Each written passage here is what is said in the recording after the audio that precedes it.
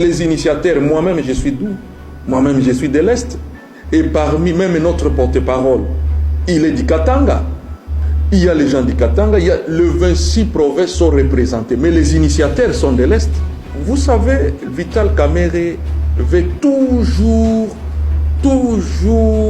activer les conflits identitaires parce qu'il profite de ça.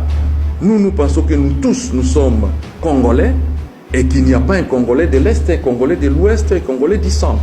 Nous tous, nous constituons la République démocratique du Congo. Il ne faut pas qu'il cherche à nous diviser pour se maintenir à l'Assemblée nationale. Si on parle des gens de l'Est qui sont menacés, mais qui les menace? Nous-mêmes, nous menaçons alors. Parce que ce sont les gens de l'Est, les députés de l'Est, la plupart des députés de l'Est sont initiateurs de cette pétition. Et comment vous allez utiliser l'aspect identitaire pour chercher à se maintenir? Notre pétition, elle n'est pas identitaire.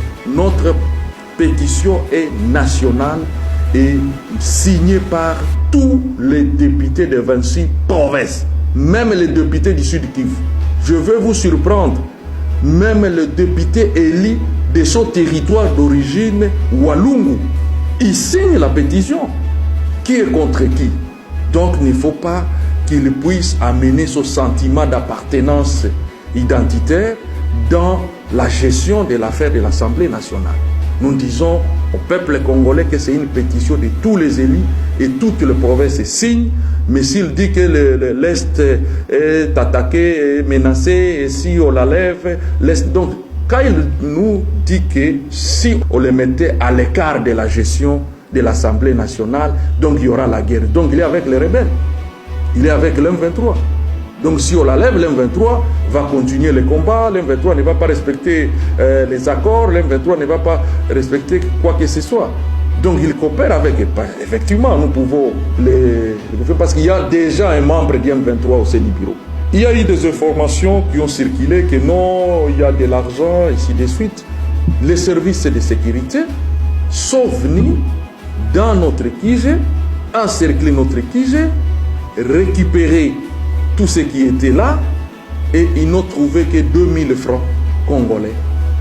2000 francs congolais qui est 0,8 $. Ils sont allés dans les QG de l'honorable Vital Kamerhe à Rotana. Ils ont trouvé des milliers de dollars. L'argent là provenait d'où? Pourquoi la présence d'autant de billets de banque? Mais c'est lui qui distribue l'argent. Il s'appelle honorable Vital Kamerhe pour se maintenir effectivement au pouvoir.